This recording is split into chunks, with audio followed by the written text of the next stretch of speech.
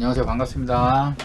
제가 이제 옆에 여기 위에 카카오톡 채널이라는 걸 오픈을 했습니다. 그래서 좀 이제 아프리카 생방송 말고 다른 방식으로 이렇게 후원 원하시는 분들, 그리고 표 구매 같은 거 원하시는 분들 위해서 카카오톡, 일반 카카오톡 말고 채널이라고 있어요. 거기다가 이제 검색하면은 나올 텐데, 제가 토요일, 일요일, 월요일, 그러니까 오늘 것까지 포함해갖고 토요일, 일요일, 월요일 분 오늘 가입했다, 뭐 이렇게 카카오톡 채널 오픈 기념으로 이벤트 같은 거 하려고 하고 있거든요. 친추 같은 거 해주시고 채팅 한번 걸어주시면은 제가 표 발송 같은 거 도와드리도록 할 테니까 여기 이렇게 친추해주시면은 오늘 보내드릴 것 같습니다. 채널 메시지 남겨주시면은 제가 오늘 한번 발송 한번 해드리도록 할게요. 제가 아주 막 잘 맞추거나 그런 건 아니고, 저는 정보 관련해갖고 그런 거는 전 자신있게 말씀드릴 수 있긴 하거든요. 자, 근데 뭐 저는 사실 그 표보다도 결국에 제 방송에서 가장 핵심이 되는 분 이 분석이에요. 왜냐면 분석하는 동안 이렇게 드리는 정보가 핵심이기 때문에 저는 그렇게 생각합니다. 결론만 말하는 표보다도 이런 그 생방송이 중점이 된다고 보고,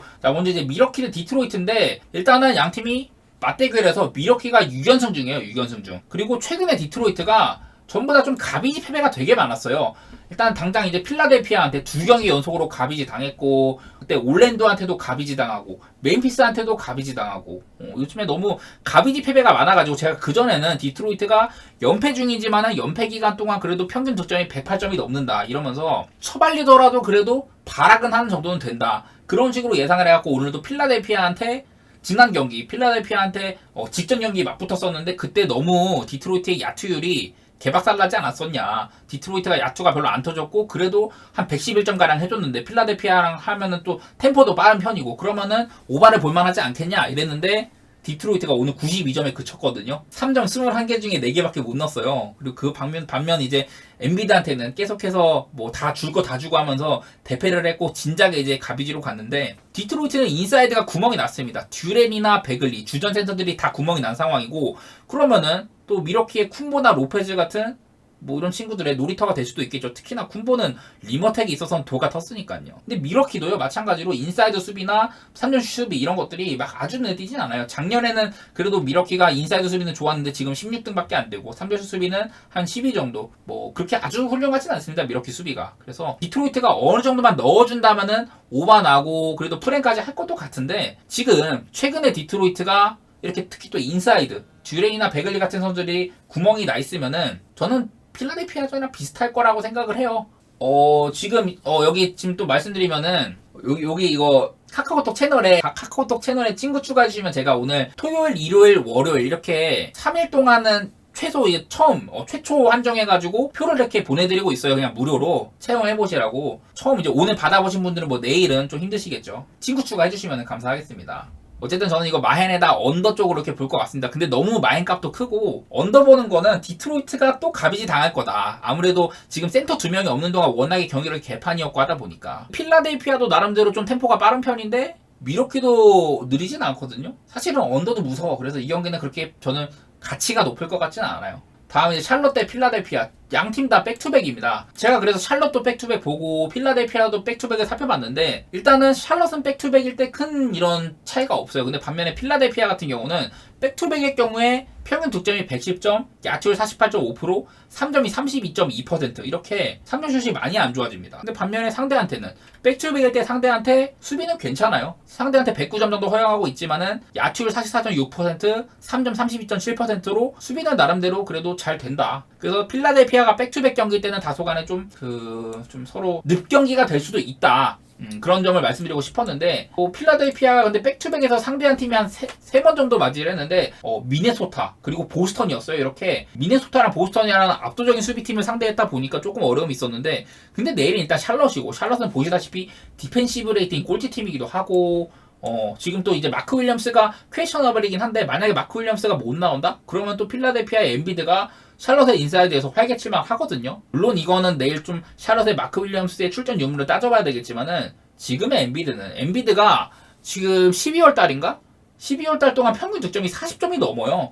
아마 오늘 35점 박아가지고 조금 줄어들긴 했을 텐데, 어쨌든 12월 달에 아주 무시무시한 포스를 보여주고 있는 엔비드고, 엔비드는 지금 무조건 상수고 필라델피아에서는. 그래서 뭐 다른 선수들 뭐 바툼이나 해리스, 맥시 이런 친구들이 조금만 도와준다면요, 저는 원정임에도 필라델피아에 많이 좋게 볼 것 같고, 최근에 막 샬럿이 제가 맨날 말한 게 3점이 오지게 잘 터진다, 그런 것들 얘기했잖아요. 3점이 샬럿이 최근 10경기 3점이 42%거든요. 근데 뭐 그 가운데서도 뭐 3승 7패밖에 안 되고 라멜로 볼이 없어도 나름대로 잘 돌아가고 있는 샬럿이긴 하지만은 그래도 필라델피아는 엔비드라는 확고한 득점은 있고 해리스도 요즘 좀 살아나가지고 저는 일단은 필라델피아가 샬럿의 인사이드를 해집을 거다 이렇게 봐서 필라델피아 마인에다가 오바 이렇게 보도록 하겠습니다. 필라델피아의 뭐 이런 백투백 성적이 안 좋게 찍히긴 하지만 워낙에 강팀들을 만난 거였다 이런 것까지 좀 고려를 해보도록 할게요. 근데 또 오늘 본 것처럼 디트로이트처럼 샬럿이 워낙에 개처발리면은 오바가 안 날 수도 있어요. 거기까지는 제가 어떻게 바라볼 수가 없어가지고. 그리고 이제 클벌 대 애틀이 이게 참 애매한 게 애틀랜타가 일단은 백투백일 때 막 그렇게 못하진 않아요. 애틀랜타가 백투백인데 밑에 적은 것처럼 평균 득점 122.8점에다가 야투율 48.2%, 3점점 38.7%로 오히려 본인들의 평균보다도 좋아요. 백투백일 때. 근데 이제 클리블랜드는 내일 갈란드가 결장이고 모블리도 못 나옵니다. 그래서 모블리는 뭐 요 며칠 계속 결장을 했으니까 상관없는데 갈란드가 못 나오면요. 갈란드가 지금 12월 달에 갈란드가 뭐 야투율이 47%, 3점은 35.9%로 그렇게 막 뛰어나진 않은데 일단은 경기당 평균 24.5득점. 당장 직전 경기에서도 갈란드가 오히려 미첼보다도 더 많은 득점을 했거든요. 그만큼 클리블랜드의 볼륨을 뽑는 데 있어서는 갈란드가 상당히 중요한 역할을 해줬는데 근데 내일 갈란드가 못 나온다. 그래서 좀 어떻게 보면은 르버트의 역할이 좀 중요시 될 것 같고 미첼도 해줘야 되거든요. 왜냐면 지금 애틀랜타의 수비가 안 그래도 박살나 있으니까 디안드레 헌터가 못 나오고 지금 제일런 존슨이 빠진 기간 동안은 제가 유의미하게 애틀랜타의 그 공격 지표가 많이 떨어져 있다 이랬었죠. 어쨌든 그럼에도 불구하고 애틀랜타는 지금 경기당 한 120점 정도는 무난하게 뽑아주고 있고 뭐 성적 자체는 안 좋지만은 제일런 존슨이 빠진 기간 동안 2승 6패인가 7패인가 그럴 거예요. 그만큼 좀 제일런 존슨의 좀 역할이 많이 컸었는데 내일 근데 갈란드가 못 나온다? 그럼 애틀랜타가 이런 그 물량 공세로 밀어붙이는 팀인데 클리블랜드가 과연 애틀랜타의 물량 공세를 당해낼 수 있을까 좀 그런 생각이 들긴 들어요. 그래서 저는 이거 약간 애틀프렌에다가 오바 쪽 보고 있는데 좀 경기가 어렵습니다. 일단 이것도. 근데 애틀랜타는 그래도 제일런 존슨이 빠지고 뭐 디안드레 헌터가 못 나올 수도 있지만은 클리블랜드의 공백의 크기는 더 커 보이거든요. 아무래도 클리블랜드는 원래도 이런 벤치 뎁스가 얇은 편인데 벤치 득점원인 르버트가 이제 선발로 뛰어야 되고 아무래도 그러다 보면은 평소 본인이 벤치 타임 때 활개치는 것보다는 슛 기회 같은 게 줄어들 수밖에 없죠. 주전으로 뛸 때가 당연히. 그리고 또 모블리도 없다 보니까 모블리가 이제 없으면 좀 오바 가능성도 높아진다고 했었고 애틀랜타가 다소간의 클리블랜드의 림을 공략할 환경이 좀 편해지겠다 이렇게 생각을 해가지고 저는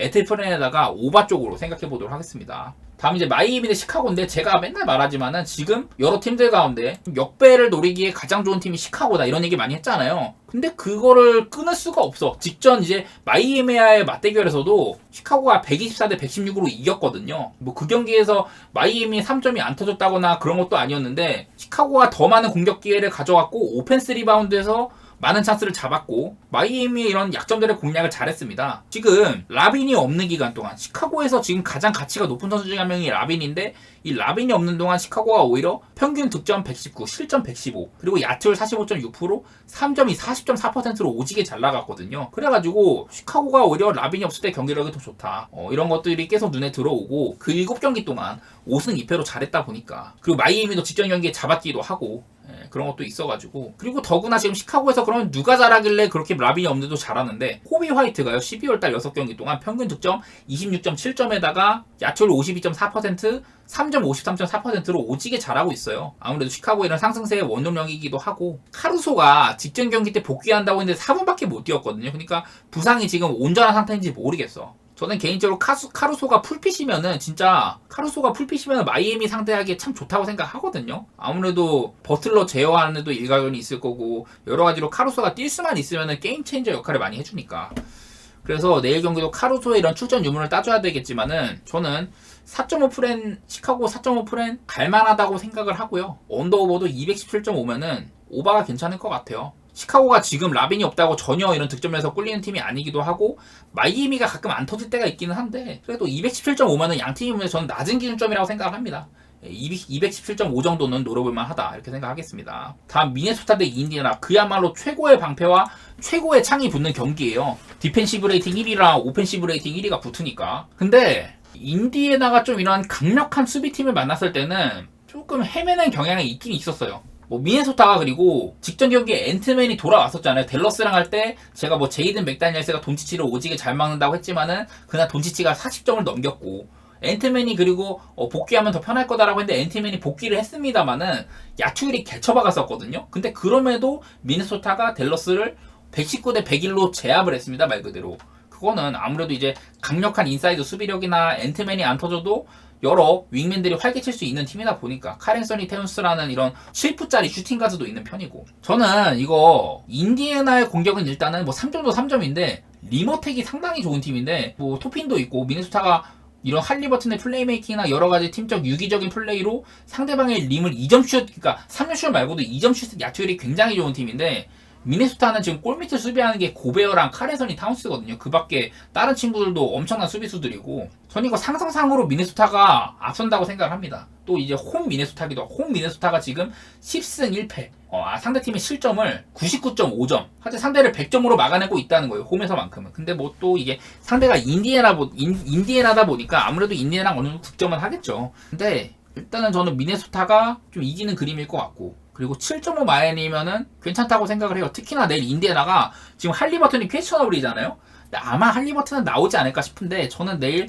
그 미네소타가 앤트맨이 나오든 안 나오든 마이는 할 것 같고 만약에 할리버튼이 안 나온다? 그러면 더 땡큐고 이렇게 봅니다. 그래서 저는 7.5 마이애미인데 언더오버가 조금 까다로워요. 미네소타가 올 시즌에 240점대 경기를 한 적이 뉴올한테 241점, 피닉스랑 할 때 248점 이렇게 한 2번 정도 있는데 사실 근데 인디애나 정도의 이런 빠른 템포에다 공격팀이면은 245.5면 오바가 날 수도 있다고 생각을 해요. 왜냐면 미네소타가 상대를 잘 제압을 하면서도 평균 득점도 되게 높은 팀이거든요. 막 120점가량 해주는 팀이다 보니까. 그래서 저는 이거 물론 인디애나가 많이 좀 기본적으로 그래도 한 110점 정도 이상을 해줄 것 같은데 미네소타가 얼마나 득점을 할까? 인디애나를 제압을 한다면은 245.5면은 오바가 날 수도 있지 않을까? 그런 생각이 들긴 들어요. 근데 언더오버는 많이 어려운 것 같고 미네소타의 마헨만 일단은 좀 생각을 해보도록 할게요. 다음 이제 골스 대 브루클린. 제가 요즘에 브루클린 경기가 영 가늠이 안 됩니다. 브루클린이 참 가늠이 안 되는데 지금 오히려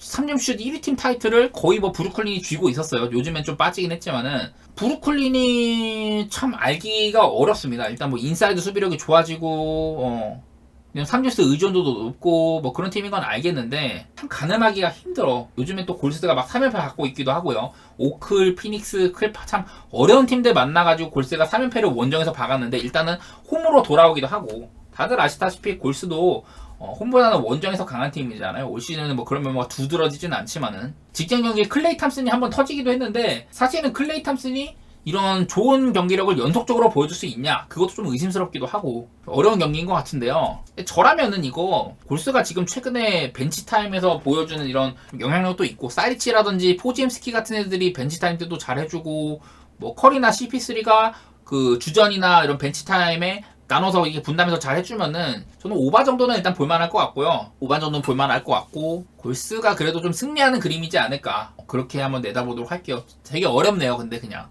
브루클린도 직전 경기에 한창 잘 나가다가 덴버한테 진짜 맥없이 무너져가지고 그 경기에 특히 브루클린의 3점이 30개 중에 8개밖에 안 들어가서 장점들을 아주 잃으니까 엄청 못하더라고. 그래서 저는 이거 골스의 마헨 플러스 오바 좀 이렇게 보도록 하겠습니다. 덴버 대 오클. 야, 일단 홈덴버입니다. 홈덴버. 근데 문제는 지금 공수 양면에서 진짜 되게 잘하고 있는 오클라호마를 상대를 한다는 거예요. 오클라호마가 이제 직전에 세크한테 좀 안 좋긴 했었어요. 세크한테 123대 138로 123대 128로 패배하긴 했는데 근데 오클라호마가 전력 면에서는 난 뒤질 게 별로 없다고 생각은 들어요. 그러니까 그냥 말 그대로 공수 균형이 너무 밸런스가 좋아. 오클라호마가 직전 경기 때 그리고 세크전에서는 제이더비 워낙에 못하기도 했었고 제이더비 놓친 것 중에 2개만 들어갔어도 거의 뭐 비비는 그림이었으니까 일단은 홈덴버인데요. 홈덴버가 뭐 직전 브루클린도 개쳐바르고 그러긴 했었는데 일단 오클라호마는 높이가 안 돼. 상대팀한테 오펜스 리바운드 많이 내주고 본인들도 또 리바 장악력 이런 면이 많이 딸리는데 덴버에는 요키치도 있고 고든같이 이렇게 활발한 자원도 있고 마포주도 높이가 꽤 되죠. 그런 얘기들을 했었는데 제가 직전 경기 때 덴버 얘기하면서 KCP의 결장 켄타비우스 칼드웨 포프가 팀의 이런 경기력에 미치는 영향력이 어마어마하다고 했었죠. KCP가 있고 없고가 거의 한 20점을 가른다고 했었는데 뭐 직전 경기야 브루클린은 워낙에 개발한 경기여가지고 뭐 벤치 타임이 그렇게 막 돋보일 만한 여지가 별로 없긴 했습니다.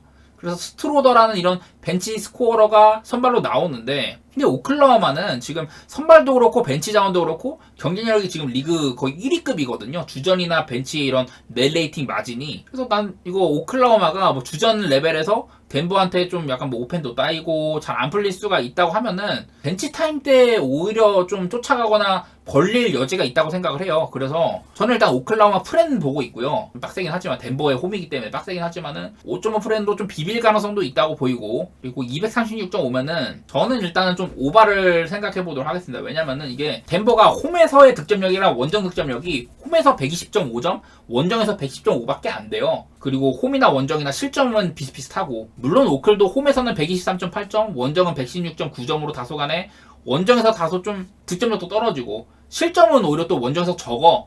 원정 가면 언더팀이 되는 느낌이 있는 오클이긴 한데 236.5면은 저는 오바 한번 내다보도록 할게요.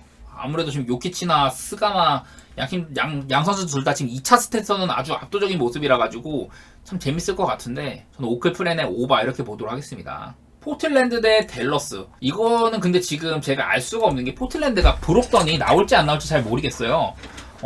지금 예상 베스트 보면은 왼쪽에 포틀랜드가 사이먼스랑 샤프 그리고 카마라 그랜트 에이튼 이렇게 나올 것 같다고 했는데, 근데 이게 나는 포틀랜드가 브록던을 선발로 안 쓰고 벤치로 쓰는 건지 아니면 브록던이 아예 안 나온 건지 아직 감이 안 잡히거든요. 어쨌든 포틀랜드는 이제 그랜트도 돌아오고 뭐 에이튼도 센터로 서고 이러면서 주전들이 많이 복귀를 했고, 반면에 댈러스는 뭐 요즘에 엑섬이 좋다고는 하지만은 어빙도 못 나오고 조시 그린도 못 나오고, 뭐 클레버도 아웃인데다 커리도 세스 커리도 퀘셔너블인데, 일단은 전력면에서 포틀랜드는 뭐 100%에 가깝고 댈러스는 아직 100%가 아니라는 소리예요. 그리고 이게 제가 포틀 프렌을 보고 있는데, 이게 확실히 포틀랜드가 앰퍼니 사이먼스나 또 뭐 브록던 이런 친구들이 다 돌아오면서 확실히 경쟁력이 많이 생겼어요. 최근에 이제 5연패 받고 있긴 한데 그 와중에서도 좀 프랭권에 걸친 경우도 되게 많았었고, 포틀랜드가 기본적으로 그 천시빌러스 감독이 수비 지향적인 마인드이기도 하고, 나름대로 3점슛 수비도 리그 1인데 댈러스가 원래는 3점슛이 되게 좋았잖아요. 3점슛 의존도도 상당히 높은 팀이고, 근데 약간 카운터적으로 포틀랜드가 인사이드 수비는 잘 안 되지만은 3점슛 수비는 잘 된다.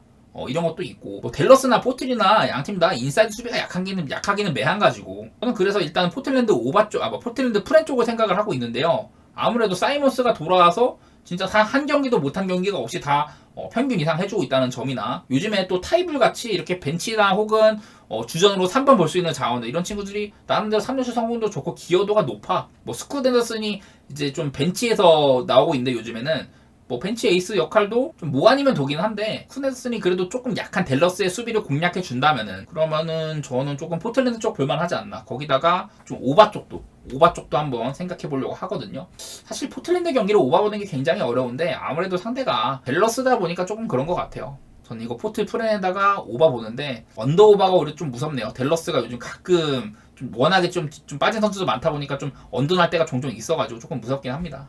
그 다음에 이제 세크라멘토 대 유타. 내일 팍스가 빠질 수도 있다고 하거든. 팍스는 진짜 세크라멘토에서 가장 중요한 선수죠. 팍스가 결장한 기간 동안의 세크, 그리고 팍스가 돌아온 기간 동안의 세크를 제가 이렇게 따로따로 구별할 정도로, 팍스가 없는 동안의 세크와 팍스가 있을 때 세크는 확연하게 다른 팀입니다. 그래서 내일 경기는 일단 팍스의 출전 유무가 매우 중요해요. 그래서 이 경기는 사실 팍스의 유무를 따지지 않고 분석하는 게 큰 의미가 없다고 보는데, 저는 일단 팍스가 뭐 뛸 거라고 생각을 하고 예측을 해보면은 세크의 마인이랑 오바 볼 것 같아요. 일단은 유타가 원정이긴 하지만은 일단 지금 키온테 조지도 빠져 있고, 지금 딱 이제 시즌 초반 라인업인 테일러 홀튼 터커, 뭐 그리고 클락슨 대신에 섹스턴, 그리고 3번 포지션에는 지금 악바지라고 써있긴 한데 원래 저 자리가 콜린스였거든요. 어쨌든 악바지가 나오면 콜린스보다는 수비력이 떨어지고 좀 더 에너제틱한 유형인데 좀 오바 가능성이 조금 더 높아질 거라고 생각을 하고, 저는 이거 뭐 마카넨도 돌아왔으니까, 마카넨도 돌아와가지고 그전 경기 때 좀 야투 같은 것도 괜찮았었고, 마카넨이 있고 없고가 유타의 이런 공격력에서 많은 부분을 차지를 해요. 뭐 마카넨이 없던 시절에 유타는 막 경기당 평등이 103점 막 이랬었으니까. 그래서 일단은 세크라멘토라는 극 오바팀을 상대한다는 점이나, 저는 팍스가 나온다고 가정하면 오바에다가 마인 볼 것 같네요. 그 정도만 얘기하도록 하고, 어쨌든 이 경기는 팍스의 출전 유무가 굉장히 중요하다.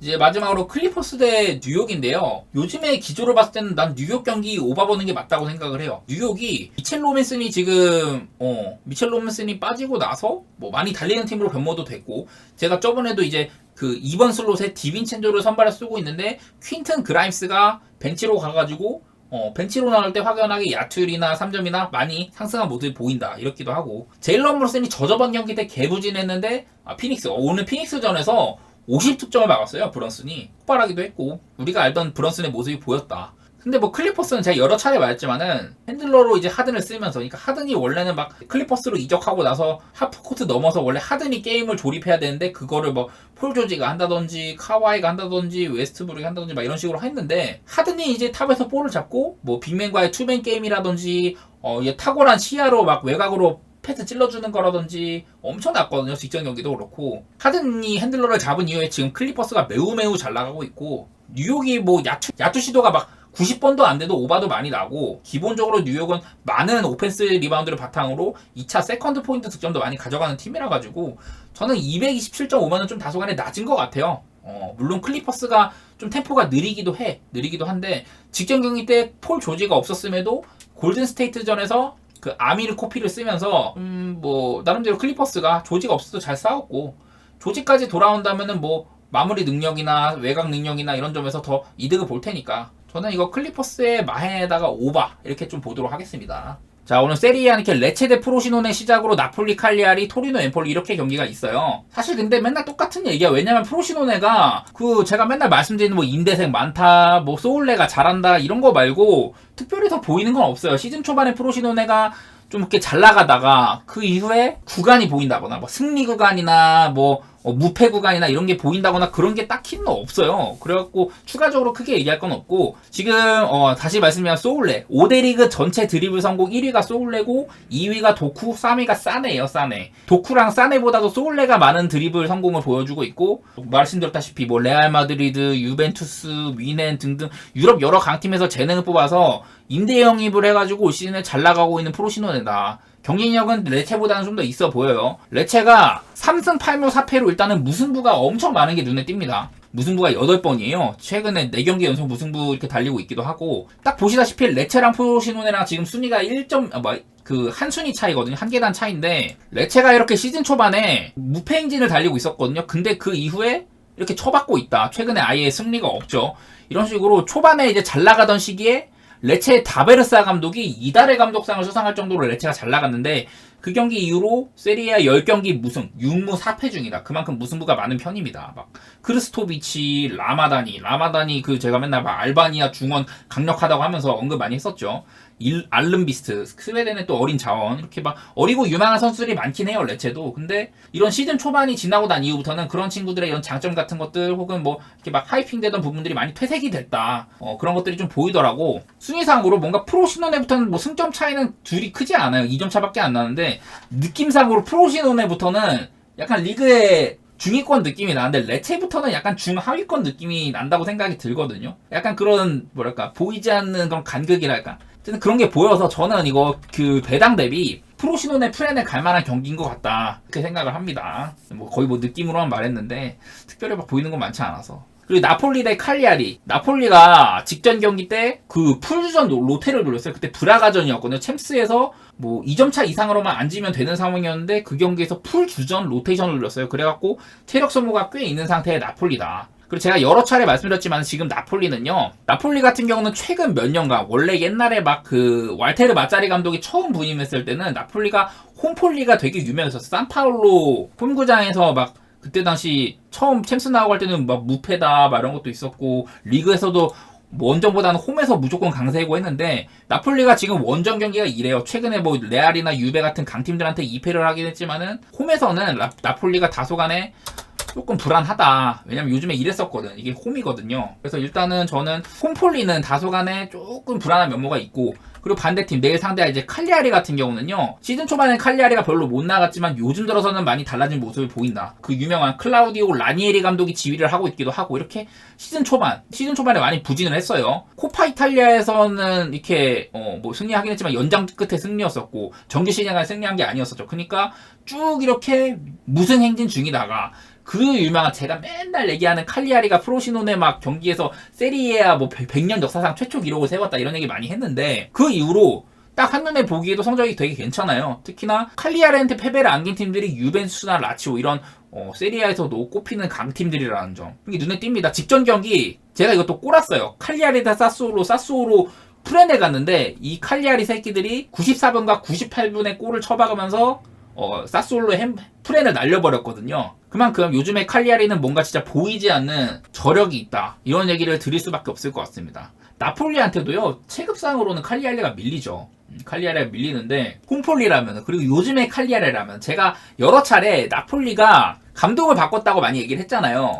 왈테르 마짜리 감독 저는 잘 아는 감독입니다. 옛날에 이제 한창 제가 축구 세리아 좋아하고 많이 볼 때 그때 나폴리의 축구도 인상적이었는데, 그때 왈테르 마짜리 감독의 축구를 많이 봤는데 엄청 공격적으로 임한다 이런 소리 많이 했었죠. 근데 여태까지는, 그 전까지는 나폴리가 아탈란타 상대하고 레알 마드리드, 인테르, 유벤투스 이렇게 왈테르 마짜리 감독이 부임한 이후에 계속 강팀들을 많이 상대를 했는데 전부 다 전방 압박 세게 걸고 리스크 있는 축구를 많이 했단 말이에요. 근데 직전 스포르팅 브라가한테는 나폴리가 다소 좀 뭐랄까 유리한 위치에서 경기할 수 있는 상태였었고, 이때 좀 이른 시간에 상대 자책골로 좀 편하게 앞서 나가기도 했어요. 그래서 당연하게도 브라가가 많은 득점을 해야 되는 것만큼 오히려 브라가가 이렇게 좀 뒷문을 열고선 게임을 했었고, 나폴리는 무난하게 시작했습니다. 그래서 이 경기도 나폴리가 동등한 위치에서 시작한 게 아니다 보니까 나폴리의 경기력이나 플레이 스타일을 평가할 만한 그런 경기가 아니었거든요. 그래서 저는 오늘 나폴리 대 칼리아리가 좀 중요하다고 생각을 해요. 앞으로 나폴리의 이런 그 분석을 하는 데 있어서는. 저는 일단 이거 그냥 나폴리의 요즘 색깔도 그렇고 좀 오바만 일단은 선택해보려고 합니다. 오바만. 칼리아리가 요즘에 득점력도 괜찮고,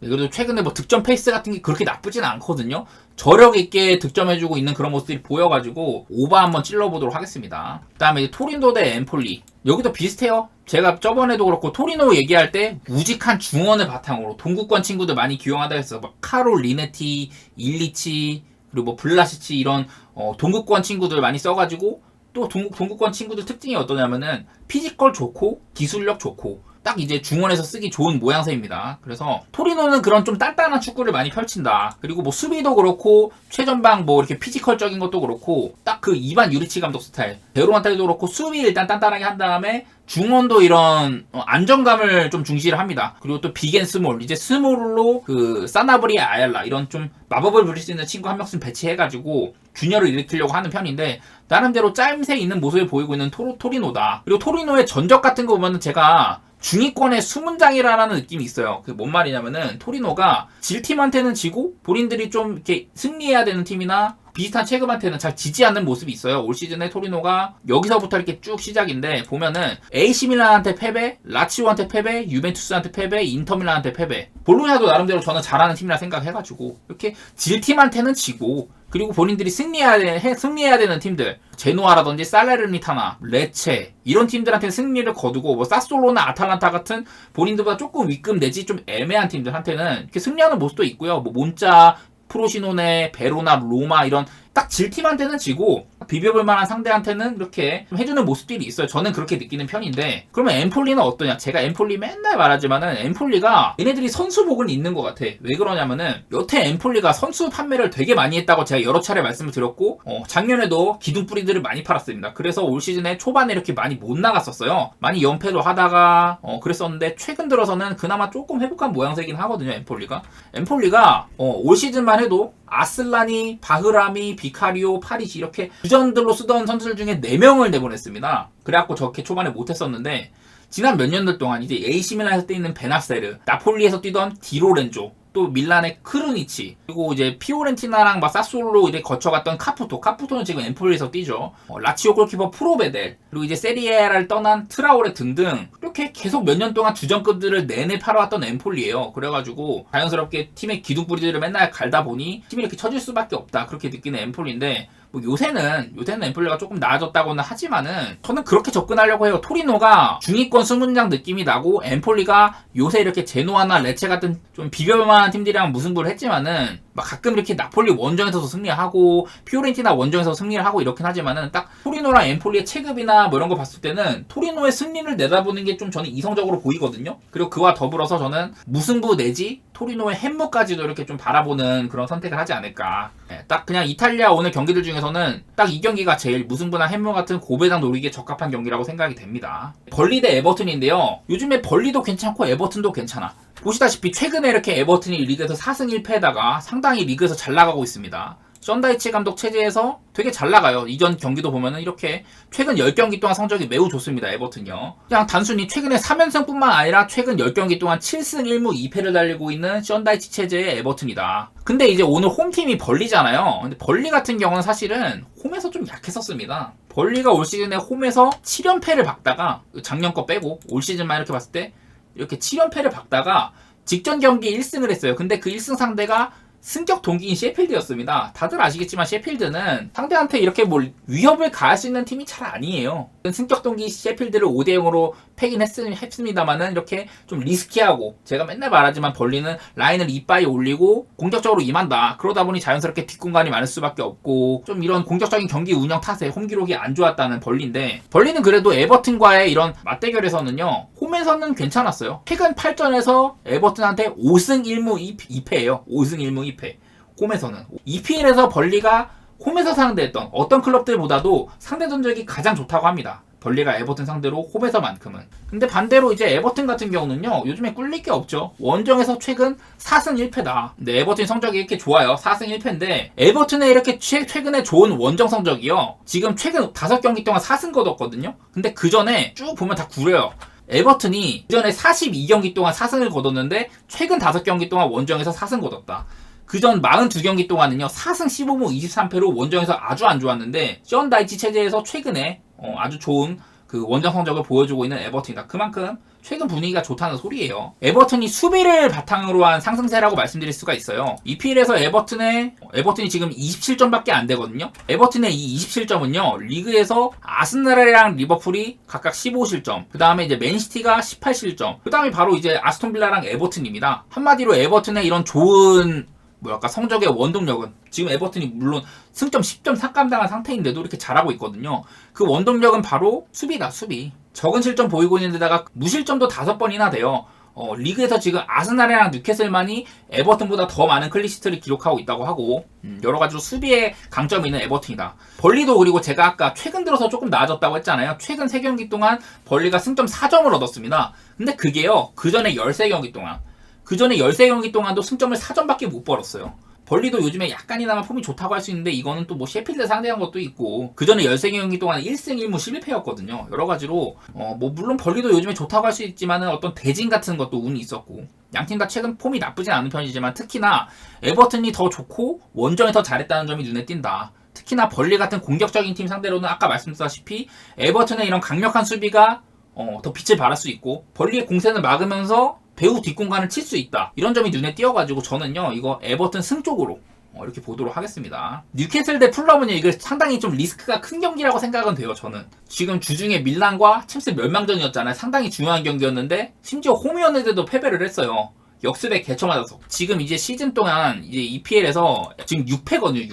6패 달리고 있는데 작년에는 뉴캐슬이 5패밖에 안 했어요. 작년에 4위에 들었는데 지금 4강권과는 승점 7점 차입니다. 여러 가지로 일단은 성적이 매우 안 좋다는 점이 눈에 보이고, 그 칼럼 윌슨이 이제 복귀할 것 같은데 칼럼 윌슨이 그래도 스나이퍼의 면모. 지금 EPL에서 20개 이상의 슛을 쏜 선수 중 가운데 칼럼 윌슨이 슛을 22개를 쐈는데 그중에 7골을 넣고 있다. 골 전환율이 31.8%에 달한다고 이 부분 1위라고 해요. 그만큼 스나이퍼적인 면모를 보이고 있는 칼럼 윌슨이 복귀를 한다. 득점력에서 조금 더 좀 탄력을 받을만 하겠죠. 그리고 이외에 롱스테프나 덴번 같은 애들도 복귀를 하지만 여전히 포프, 머피, 보트먼, 윌록, 앤더슨, 반즈, 거기다 토날리까지 이렇게 여러 선수들이 결장을 하고 트리피어도 결장을 해요. 트리피어는 요즘에 좀 폼이 안 좋아가지고 어쩌면 안 나오는 게 나을지도 몰라. 반대로 이제 풀럼이 요즘에 되게 행보가 좋습니다. 풀럼이 지금 최근 EPL 5경기에서 3승 거두고 있는데 최근 4경기에서 16골을 넣고 있어요. 풀럼이 5골, 3골 그래서 4경기 동안 16골을 넣고 있다고 했는데 그 전에 15경기 동안, 그 전에 한 15경기 동안 풀럼이 15골을 넣고 있다고 하더라고요.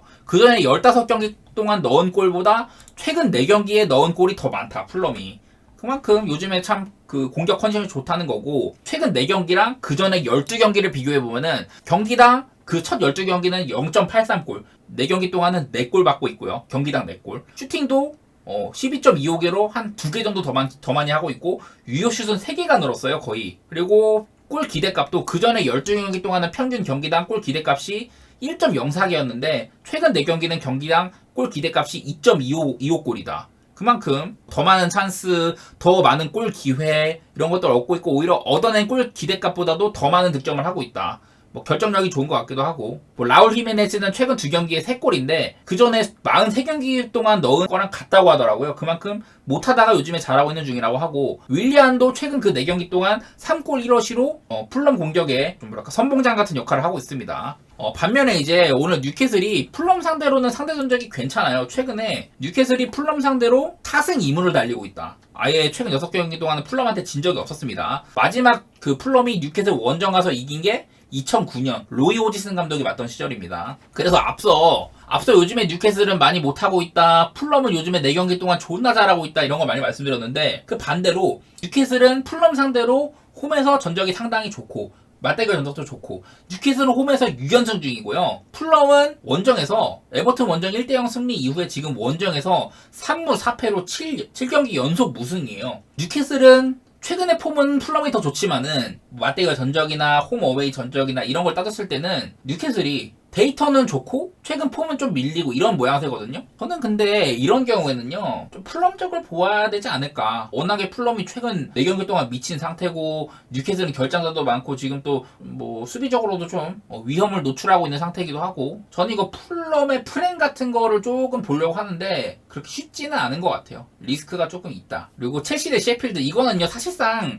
정해져 있다고 생각을 합니다. 이거는 일단 저는 뭐 여러 데이터도 그렇고 첼시 쪽을 좋게 보는데요. 첼시가 근데 몇 대 몇으로 이기냐가 관건일 정도로 첼시를 좋게 봅니다. 일단은 물론 지금 첼시가 리그 테이블상으로는 12위에 위치해 있고 최근에 막 5경기 동안 1승 1무 3패 막 못하고 있는 건 맞는데 셰필드는 일단 리그 최하위에 빠져 있는 상태고 셰필드가 지금 또 첼시 원정이잖아요. 원정 승이 없는 유일한 팀이에요. 그리고 원정 최소 득점 원정에서 4골밖에 못 넣고 있고 또 원정 갔을 때 실점은 20점으로 최다 실점 팀입니다. 직전 경기 브렌트포드한테 1대0으로 승리를 했던 게 무실점 승리였지 않습니까? 그 무실점 승리가 EPL에서는 2020, 2021년 벌리한테 승리한 이후에 처음이었다고 해요. 물론 그 사이에 셰필드가 EPL에 없었던 기간도 있긴 했지만은. 그리고 셰필드가 이제 한 골만 더 넣으면은 EPL 통산 200골이라고 하는데 214경기 동안 넣은 득점이었고 현재 경기당 0.93골.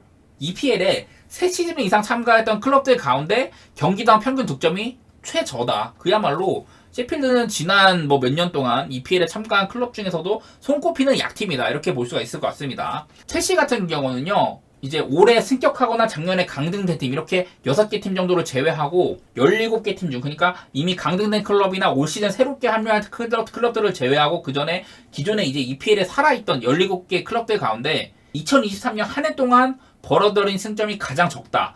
39점밖에 안 돼요. 첼시가요. 그러니까 올해 2023년만 따졌을 때는 승리가 9승밖에 안 되거든요. 첼시가 제가 세봤는데 1, 2, 3, 4, 5, 6, 7, 8, 9 여기 딱 23년 1월 이렇게 올 한 해 동안 첼시가 EPL에서 승리가 9승밖에 없습니다. 승수도 공동 꼴찌고 승점도 제일 적고 아무리 셰필드가 승격팀이고 첼시가 매우 좀 올 시즌 부진했다는 것도 기억은 해야 될 거다. 첼시가 상상 이상으로 못했다는 것도 기억은 해야 된다. 지금 첼시 감독이 포체티노잖아요. 포체티노가 강등권 팀 상대로 소튼 감독 시절, 토트넘 감독 시절 포함해가지고 포치가 강등권 팀 상대로는 42전 36승으로 극강입니다. 극강. 최소 10경기 이상 강등권을 상대한 감독들 중에 최고 승률이에요. 그야말로 포치는 강등권 패는 데는 있어서 일가견이 있는 감독이다. 그리고 라임 스털링도요. 강등권 팀 상대로는 18경기 동안 11골 4어시, 15골 4어시. 강등권 팀한테는 EPL의 매운맛을 보여주던 스털링입니다. 그리고 맞대결상으로도 첼시가 7전 5승.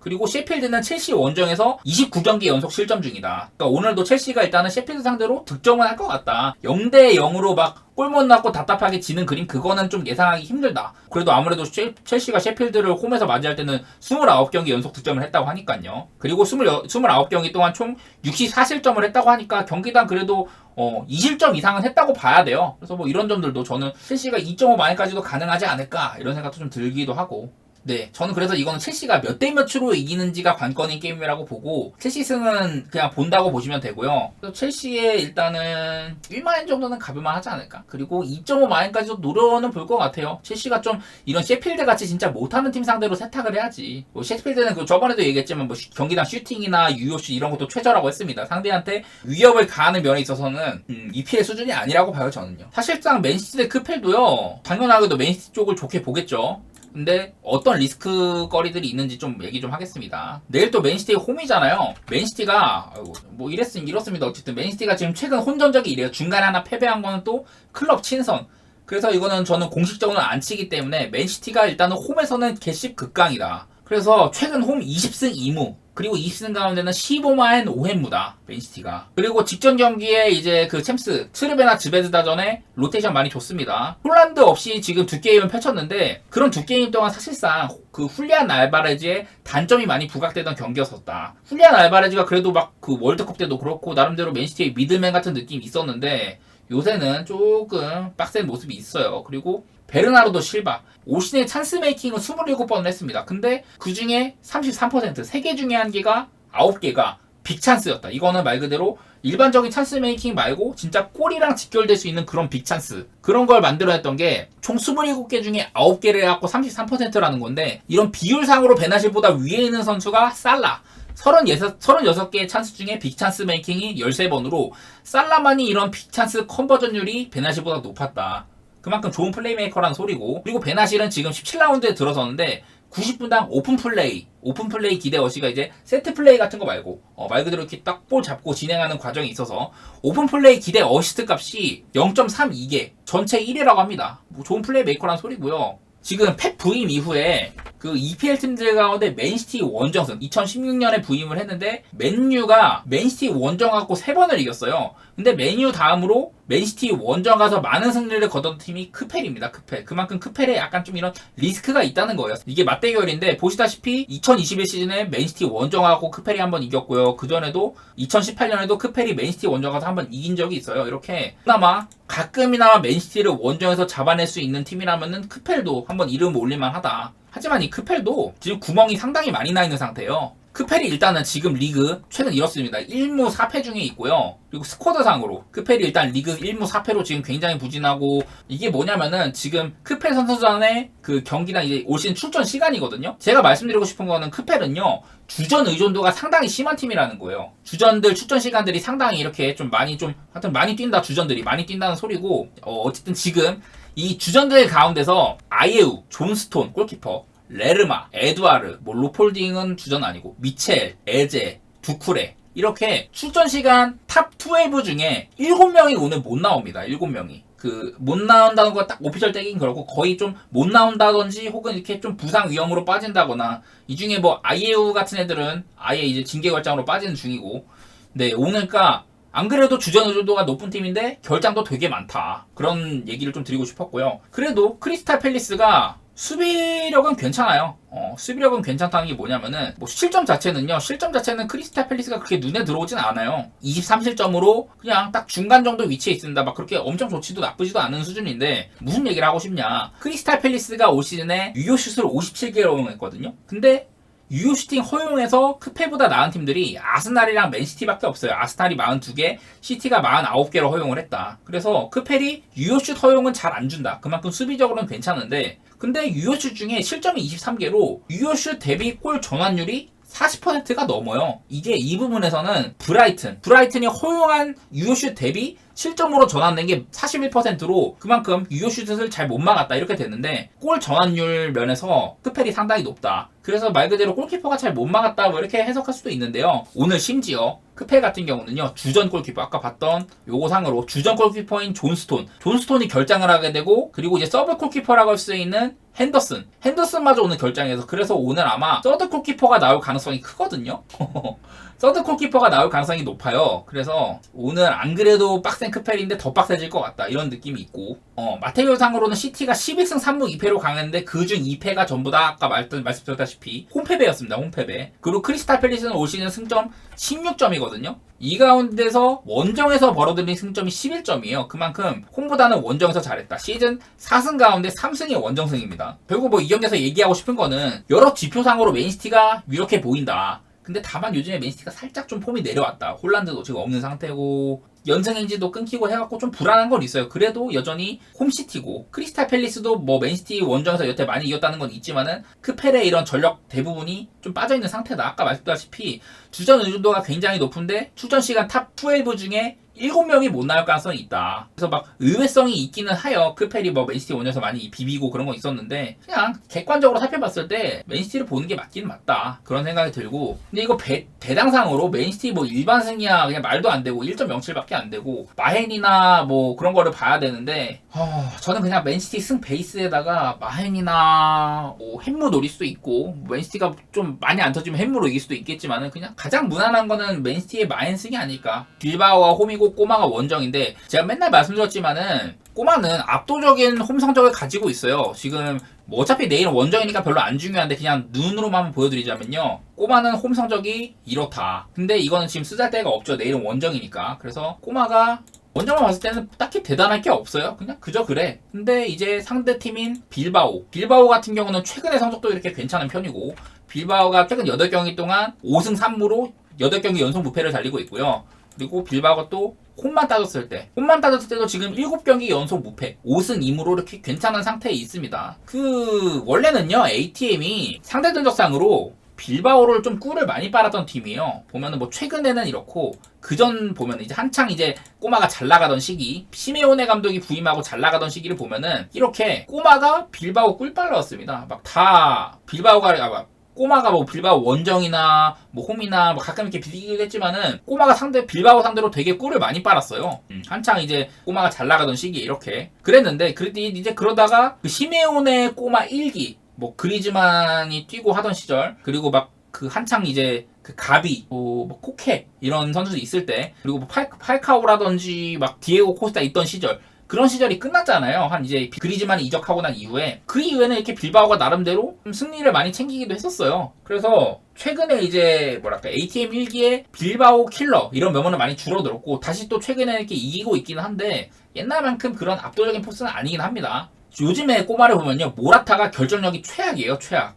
모라타가 결정력이 최악인데 최근 7경기 동안 모라타가 한 골밖에 없고, 이제 오랫동안 꼬마를 지탱하던 코케도 약간 에너지가 떨어져 있는 모습인데, 한창 잘해주던 바리오스가 장기 부상으로 이제 이탈을 했고요. 그리고 사울 니게스가 소생하고 마르코스 요렌테도 좀 괜찮아졌고, 뭐 데파울 같은 원래 잘해주던 친구들도 이렇게 중원 살림꾼이 많다는 거는 꼬마 입장에서는 좋은데, 긍정적이긴 한데 뭔가 약간 좀, 그러니까 경기를 잘하더라도 결국에는 방점을 찍어야 되는데 그 방점을 찍어야 되는 모라타 같은 경우가 상당히 부진하다. 그래서 뭐 사무엘, 리노, 리케메 이런 친구들이 막 좀 해주고는 있는데, 뭔가 딱 꼬마를 딱 승리를 그냥 딱 누르기는 뭔가 좀 경기를 잘해도 방점을 못 찍는 그런 것 때문에 약간 아쉬워요. 다만 그리즈만이 이제 꼬마로 복귀한 이후에 바르셀로나에서 뛰다가 꼬마로 이제 복귀를 했죠. 최근 빌바오와의 2경기에서 모두 결승골을 이렇게 터뜨렸습니다. 그리즈만이.